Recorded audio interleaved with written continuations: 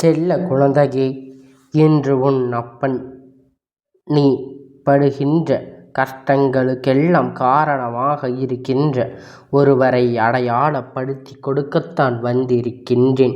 ஏன் அவரின் புகைப்படத்தை நான் உனக்கு காண்பிக்க வந்திருக்கின்றேன். இவர் யார் என்று நீ தெரிந்து கொண்டால் நிச்சயமாக உன் அப்பன் எனக்கு நீ நன்றி சொல்வாய். உன் வாழ்க்கையில் இருக்கின்ற துன்பங்களையும் சோதனைகளையும் உனக்கு கொடுத்திட்ட இந்த மனிதர்களை கண்டு நீ வேதனைப்பட்டதெல்லாம் போதும். இனிமேல் எதற்கும் காரணம் யாராக இருக்க முடியும் என்பதை தெரிந்து கொண்டு வாழ்க்கையில் நடக்கின்ற பிரச்சனைகளிலிருந்து உன்னை மீட்டெடுக்க நீ நல்வழிப்படுத்த வேண்டும். உன்னை நீயே நல்ல நிலைக்கு கொண்டு வர வேண்டும். யார் நமக்கு உதவி செய்வார்கள், யார் நமக்கு நன்மைகளை தருவார்கள் என்று எதிர்பார்த்த காலங்கள் எல்லாம் போதும். தெய்வம் மட்டுமே தனக்கு துணை என கண்டு இந்த வாழ்க்கையில் நீ அடைய நினைக்கின்ற வெற்றியினை ஒவ்வொன்றும் நிச்சயமாக உனக்கு பெருமகிழ்ச்சியை கொடுக்கும் என்பதை நீ மறந்து விடாதே. இந்த நேரம் உன் அப்பன் நான் இருக்கின்றேன் என்பதை உன் மனதுக்குள் நிலையாக நிற்கட்டும். வேறு எந்த விஷயத்தையும் எண்ணி நீ வருந்திக் கொண்டிருக்க வேண்டிய அவசியம் என்பது உனக்கு இல்லை. என் குழந்தையே, நமக்காக இந்த வாழ்க்கை வாழ வேண்டும் என்று ஆசைப்பட்டது சுற்றி இருக்கின்ற இந்த மனிதர்கள் அதை நாம் செய்ய விடுவதில்லைதான்.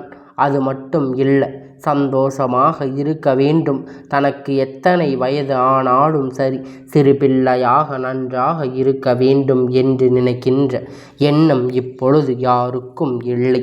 தன் நன்றாக வாழ்ந்து முடிக்க வேண்டும் என்ற எண்ணம் மட்டும்தான் ஒவ்வொருவருக்குள் இருந்து கொண்டிருக்கிறது. சரி, உன்னுடைய வாழ்க்கையில் நீ வாழக்கூடாது என்று நினைப்பதற்கு இவர் யார் என்று? இது உன்னுடைய வாழ்க்கை அல்லவா? அதை நீதான் வாழ்ந்தாக வேண்டும்.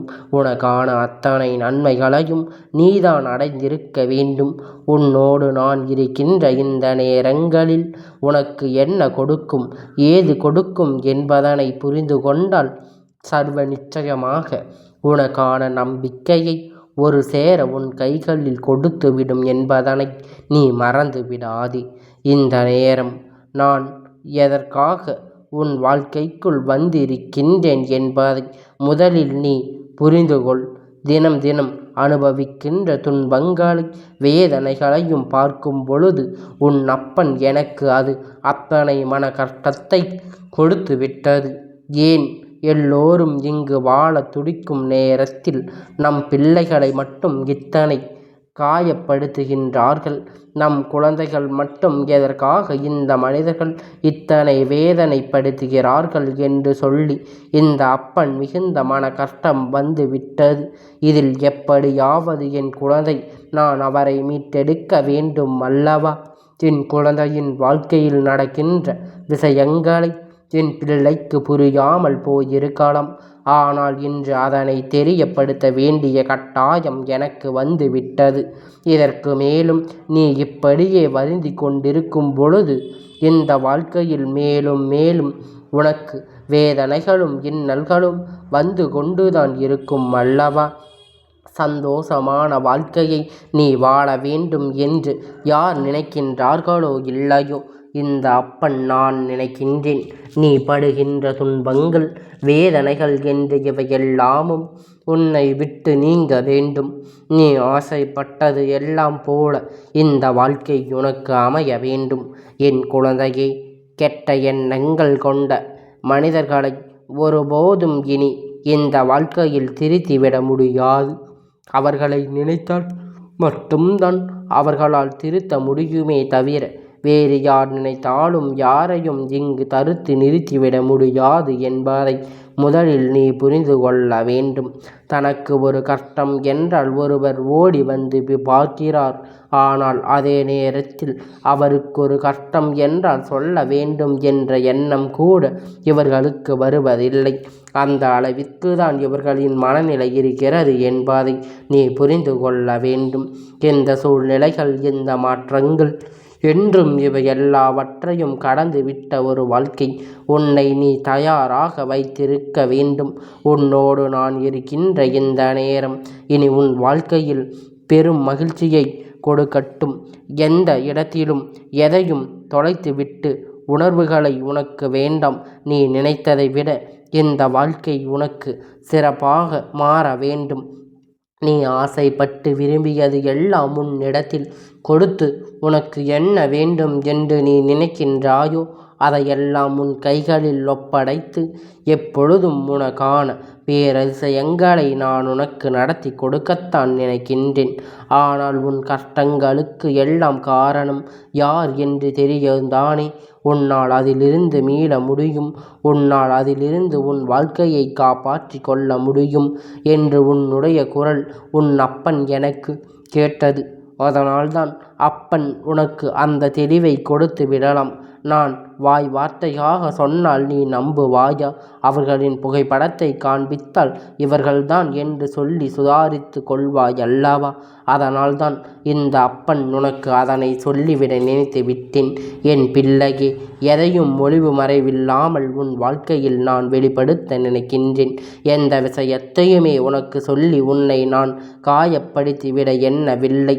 எதுவானாலும் உண்மை இதுதானே என்று தெரிந்த பிறகு நீ இந்த வாழ்க்கையில் உனக்கான மாற்றிக்கொள்ள முடிவெடுக்க வேண்டும். என் குழந்தையே, நான் இதை சொல்வதற்கு முன்பாக உனக்கு ஒரு விஷயத்தை இன்று சொல்ல விளைக்கின்றேன். அது என்ன தெரியுமா? என் குழந்தையே, என் குழந்தை மனதில் 1000 வருத்தங்கள், சோதனைகள், துன்பங்கள், கஷ்டங்கள், கோபங்கள் என்று நிறைய இருக்கலாம். ஒருவரின் மீது நிறைய மனஸ்தாபங்கள் இருக்கலாம்.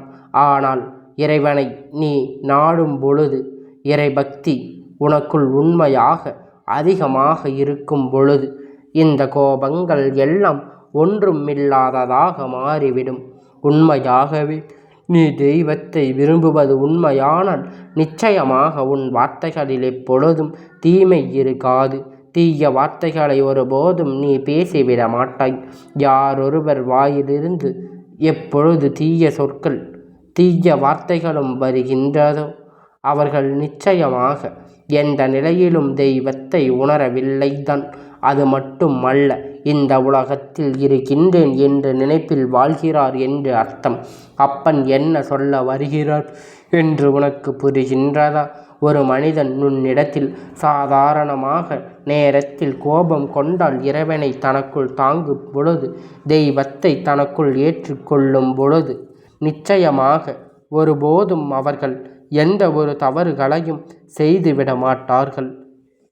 அவர்களுக்குள் இருந்த கோபம், மனஸ்தாபம் என்று இவையெல்லாமும் தானாகவே அவர்களை விட்டு நீங்கிவிடும்.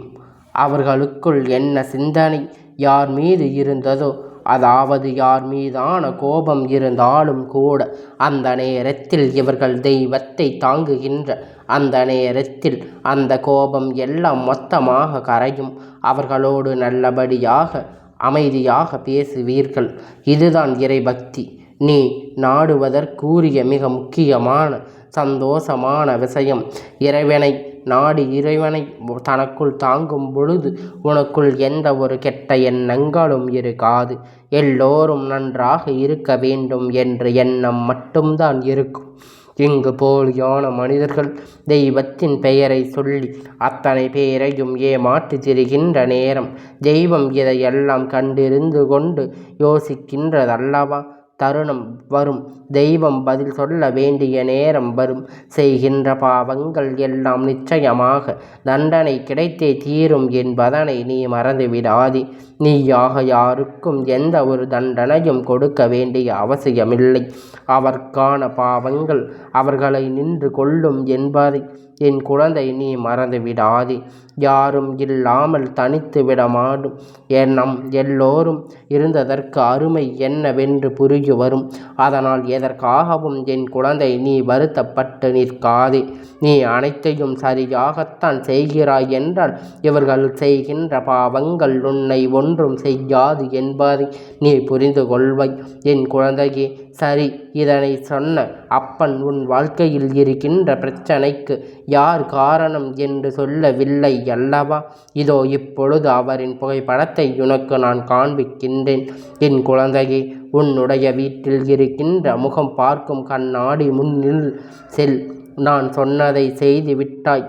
கண்ணாடியில் முன் நின்றது அங்கே ஒரு முகம் உனக்கு தெரிகின்றதா? ஆம், அப்பா சொன்னது உனக்குத்தான்.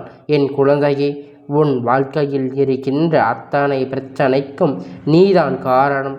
எதற்காக நான் அப்படி சொல்கின்றேன் தெரியுமா? என் குழந்தையின் வாழ்க்கையில் சுற்றி இருவர் எல்லோரும் போலியான மனிதர்கள். அடுத்தவருக்கு வேதனையை கொடுப்பவர்கள், அடுத்தவரின் வாழ்க்கையை அழிக்க நினைப்பவர்கள், சந்தோஷமாக இருக்கின்ற குடும்பத்தை பிரிக்க நினைக்கின்றவர்கள்தான். கஷ்டப்பட்டால் மற்றவர்களுடைய அதை அதிகமாக கஷ்டப்பட வேண்டும் என்று நினைப்பவர்கள், வேண்டும் என்று இன்னொருவர் கண்களில் கண்ணீரை பார்க்க விரும்புபவர்கள் என்று இவர்களை பற்றி அத்தனை உண்மையை உனக்கு எத்தனையோ முறை உன் அப்பன் நான் சொல்லி இருக்கின்றேன். அப்படி இருந்த பிறகும் கூட இவர்களை நீ எண்ணிக்கொண்டிருந்தால் உன் பிரச்சனைக்கு நீதானே காரணம். இவர்கள் மனிதராக மதித்தது உன் தவறல்லவா? இவர்கள் செய்த காரியத்தை எல்லாம் நீ ஏமாற்றிக் கொண்டு உன்னுடைய தவறு அல்லவா என் பிள்ளையே? அவர்கள் ஒரு ஜென்ம படைக்கப்பட்டிருக்கின்றது. வாழ்வின் போக என்று விதி அவர்களே நல்ல ஒரு நினைவுகள். அதன் விதி அவர்களை செய்து விடாது. ஏற்கனவே பல ஜென்மங்கள் செய்த பாவத்தின் கர்ம பலன்தான் இந்த ஜென்மத்தின் இவர் அனுபவித்து கொண்டிருக்கின்றார். பொய் சொல்வது, கல்வெடுப்பது என்று இது போன்ற விஷயங்கள் எல்லாம் இவர்கள் வாழ்க்கையில் நடந்து கொண்டிருக்கிறது. இதையெல்லாம் இவர்கள் உன் மீது திணித்து உன்னை காயப்படுத்தி வேதனைப்படுத்தி ஒரு விஷயத்தை அவர் சாதிக்க வேண்டும் என்று நினைக்கும் பொழுது அதற்கு இடம் கொடுத்து நீதானே இந்த கவல்களை நீ தூக்கி சுமந்து கொண்டிருக்கின்றாய். அவர்கள் சந்தோஷமாக அங்கு சுற்றி திரிந்திருக்கின்றார்கள். நீ இந்த தவறை எப்போது செய்திருக்க கூடாது. யார் என்ன நினைத்தாலும் எனக்கென்ன, யார் என்ன யோசித்தாலும் எனக்கென்ன என்று என் குழந்தை நீ இருக்க வேண்டும். வயிற்றெரிச்சல் பட்டிருக்க வேண்டும். சரி, போனது போகட்டும். நடந்து முடிந்தது எல்லாம் முடிந்ததாகவே இருக்கட்டும். இனிமேலாவது இனி வரக்கூடிய நாட்களில் இவர்கள் முன்னிலையில் நீ வாழ்ந்து காட்ட வேண்டும். இப்பொழுதாவது அப்பன் சொல்வது உனக்கு புரிகின்றதா?